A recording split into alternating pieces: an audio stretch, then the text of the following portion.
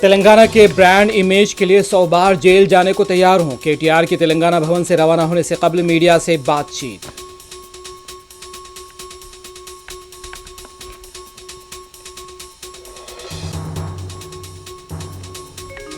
Phone tapping मामला सदर प्रदेश Congress committee Mahesh Kumar Gaur को गवाही दर्ज कराने के लिए कल किया गया है तलब।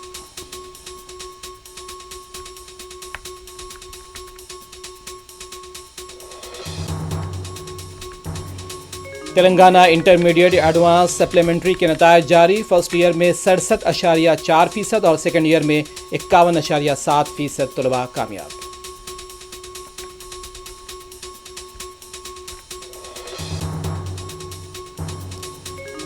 वज़ीर आज़म नरेंद्र मोदी का दौरा साइप्रस। सदारती महल में मोदी का जबरदस्त इस्तकबाल। वज़ीर आज़म को साइप्रस के कौमी अवार्ड से भी नवाजा गया।